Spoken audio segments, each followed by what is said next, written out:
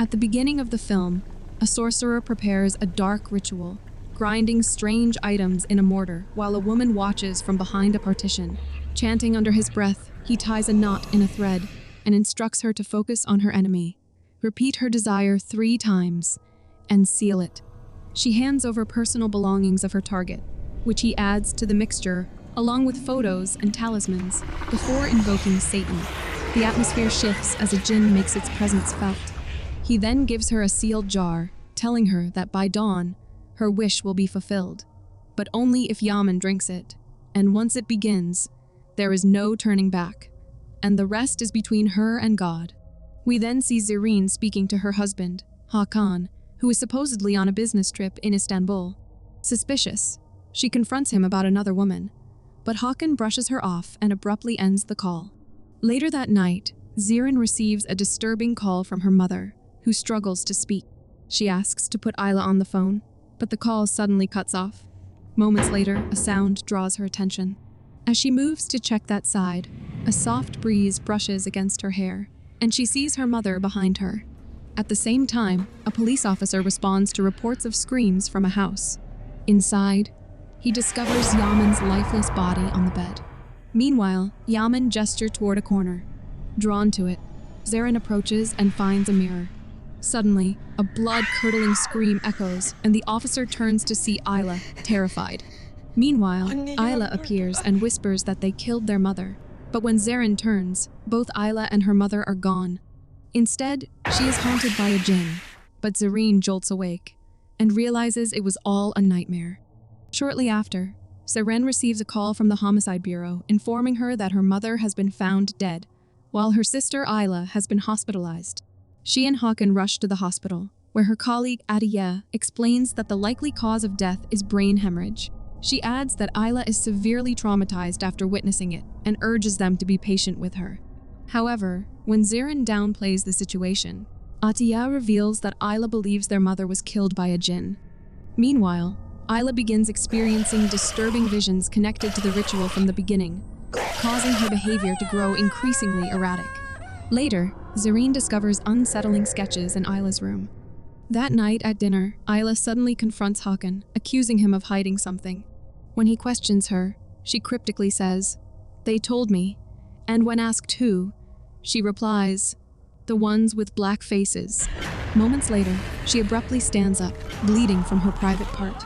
Terrified, Hakan calls for Zerrin, but Ayla sees jinns in them. Just as suddenly, the blood disappears, but Ayla collapses into violent seizures, desperately crying out for help. The next day, Zerrin asks Ayla if she was with their mother during the phone call that night. Ayla says she wasn't, but adds that their mother wanted to see her before she died. She then recalls that just before her death, their mother said, "She is back."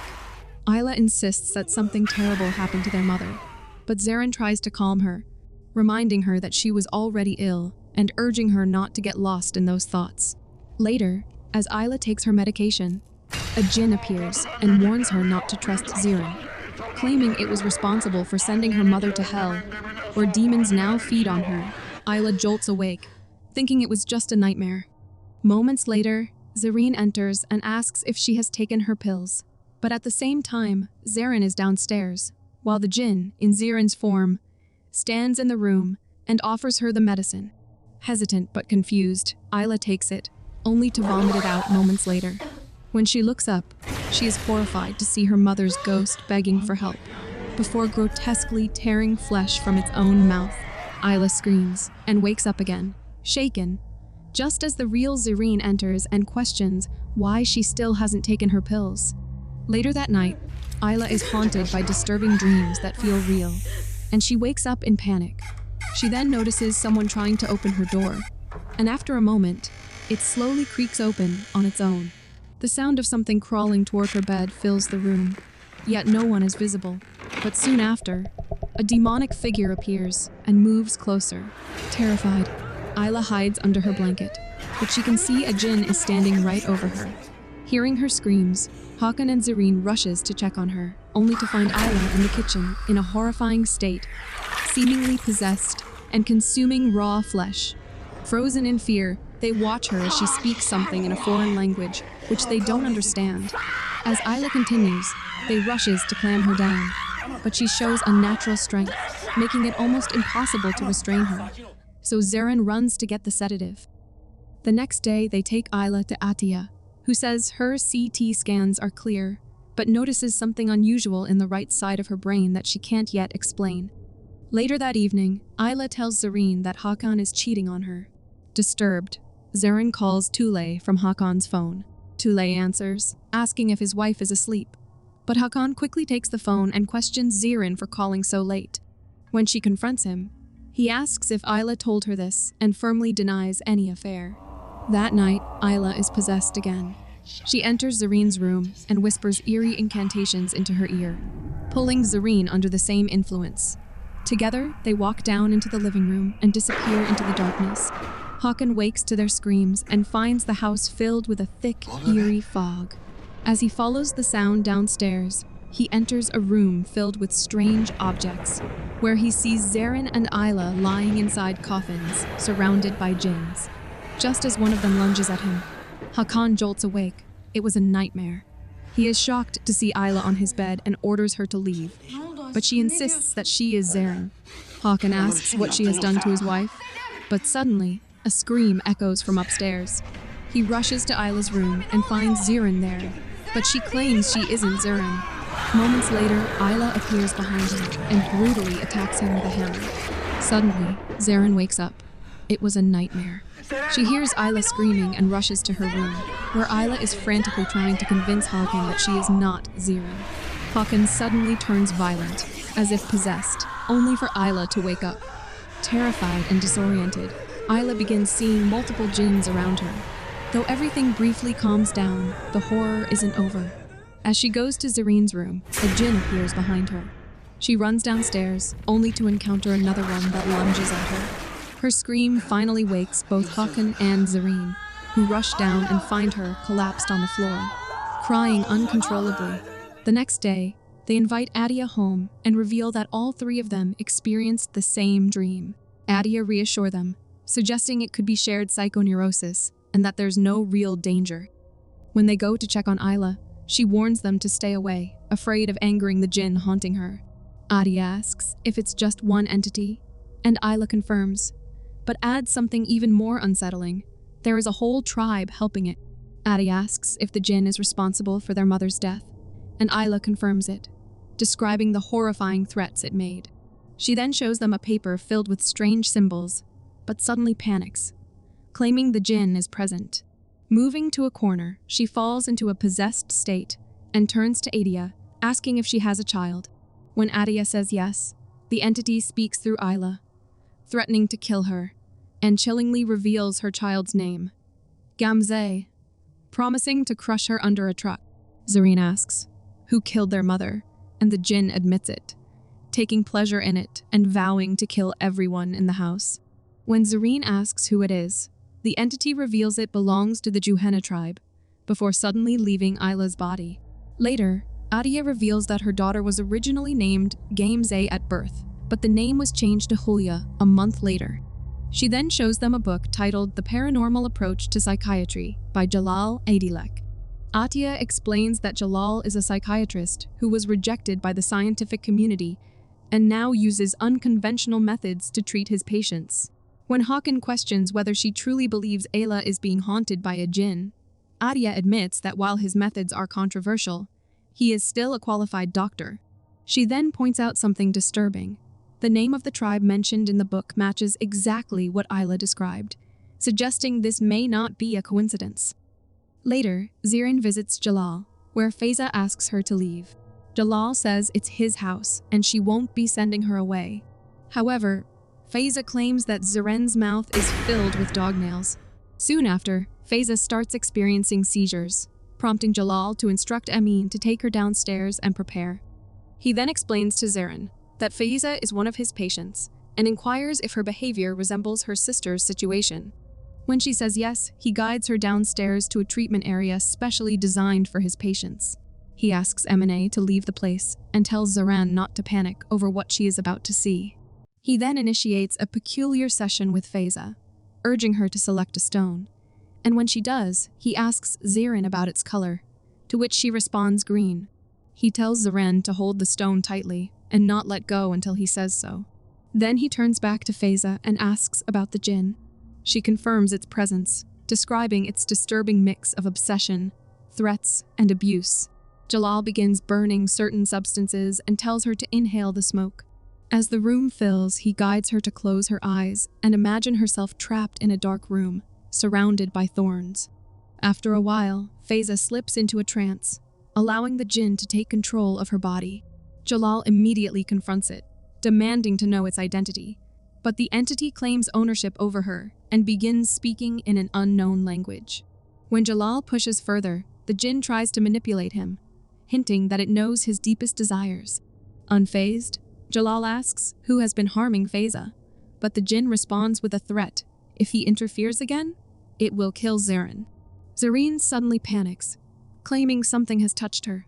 Jalal quickly checks the room and reassures her before turning back to Faiza. The jinn, still in control, dares him to touch it again.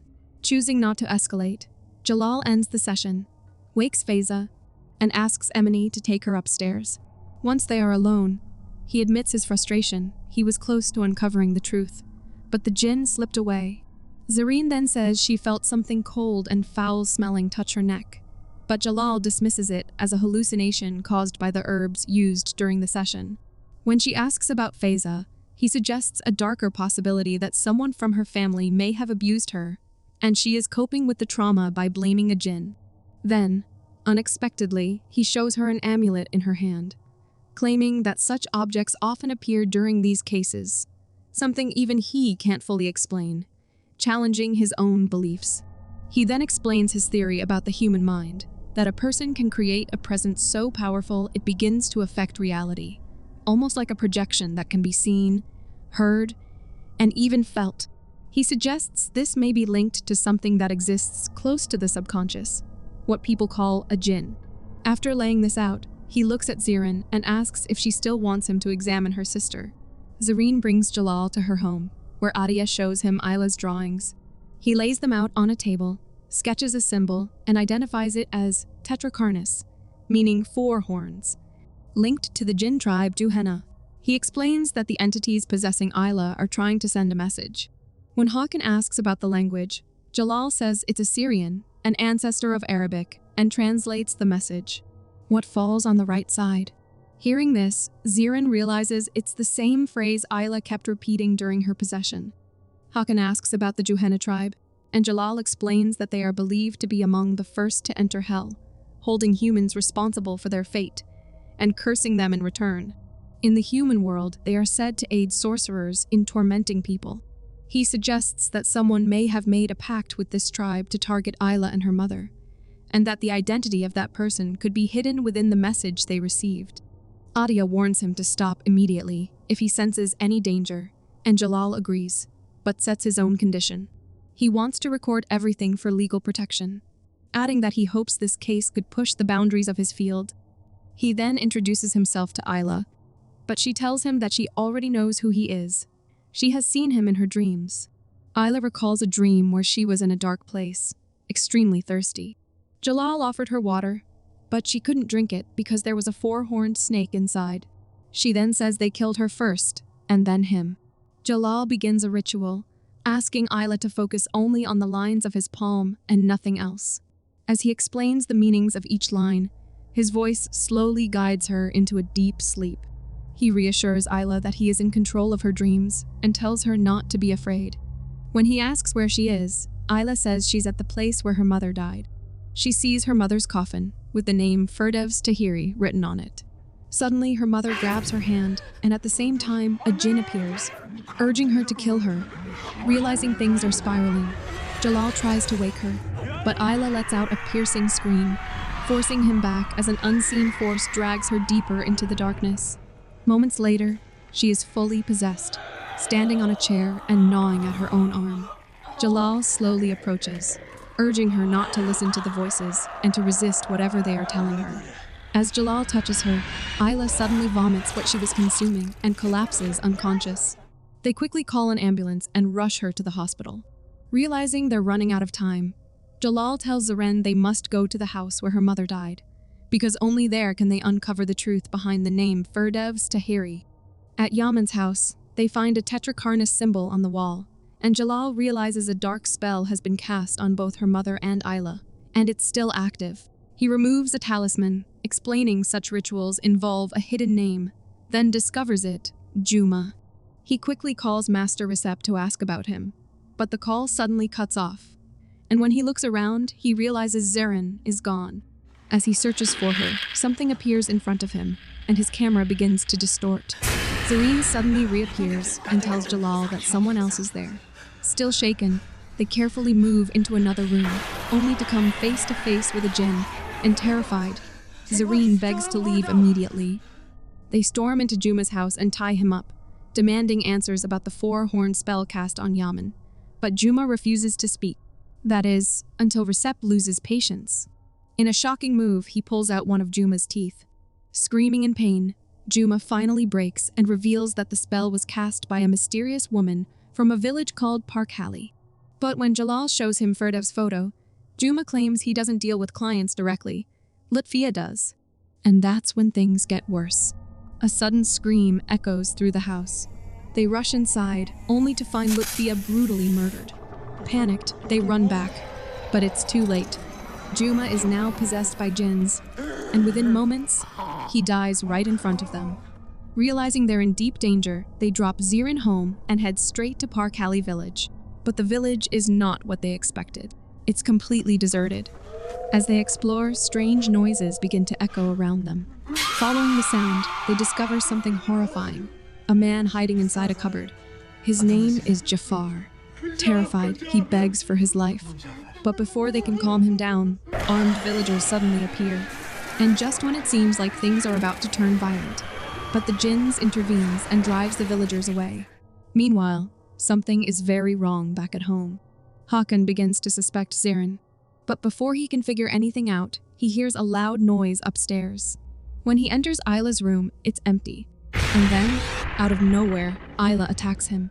He falls to the ground, only to see a terrifying jinn standing before him. Isla begins to devour him alive. But suddenly, everything resets. Back in the village, the truth slowly begins to unfold. Jafar reveals a dark past. Years ago, a woman named Firdevs came from Iran. Jalal confirms it with a photo. Jafar explains that Firdevs helped him win over the love of his life. But that happiness didn't last. One day, Firdevs was abducted and brutally murdered. The culprit? Her husband Ertel's former fiancé. But that's not the end of it. After her death, strange things began happening. Jafar's wife was killed, and ever since then, something has been feeding on him, every single night. He takes them to where Firdev's body was found, and when Jalal shows him Yaman's photo, everything clicks. She was once engaged to Ertel and rumored to have killed Firdevs. But even after death, Firdevs was still seen. Now, the truth is clear. The jinn is trying to leave Firdev's dead body and enter Isla's living one, and if it succeeds, there's no return. Jafar says there's a way to stop it, a ritual called the Gate of Demons, but it requires someone who's already been possessed, and he volunteers himself. The next day, everything changes. They return to Zeren's house and play a tape left behind by Firdevs. In it, she reveals everything. Yaman cursed her marriage out of jealousy, but the curse wasn't strong enough to kill her. So Firdevs made a promise. If she dies, her curse will destroy Yaman's bloodline. Forever. Zeren is shaken, but Jalal now understands the full picture. This isn't just revenge. This is a generational curse. That night, the ritual begins. Jafar and Isla are tied to chairs, blindfolded, helpless. Jalal and Recep begin chanting, calling upon the jinn to leave Isla's body. And then, the house fills with terrifying voices. Something is there, something ancient. Suddenly, the presence moves. The jinn leaves Isla and enters Jafar. Isla is finally free, but the nightmare is far from over. Later that night, Recep makes a horrifying discovery. According to the village chief, Jafar died 34 years ago, along with Firdevs. Before he can say anything more, the call cuts off, and Jafar kills him. On his way to Zeren's house, Jalal remembers a clue. What falls on the right side? And suddenly, Everything makes sense. The real mastermind is Zareen. She isn't just involved. She is Ferdev's daughter, and she's been behind everything. What follows is pure horror. Zareen lures Adia with a lie and brutally kills her. Moments later, a possessed Isla arrives and begins devouring her alive. When Jalal finally returns, it's too late. The house is filled with death. Adia, Tule, Hakan, all gone. The ritual wasn't a solution. It was a trap. In the final moments, Jalal finds Isla sitting inside the cursed symbol. He tries to reach her, but she vanishes. Then suddenly, Isla and Zareen appear, levitating in the air, and they attack him. The story ends in the darkest way possible. Jalal wakes up inside Ferdev's coffin. As Isla and Zareen slowly close the lid, Jafar stares directly ahead and whispers Jalal's name, and that's where the story ends. That's it for today's recap. If you liked it, hit the like button, leave a comment, and subscribe for more.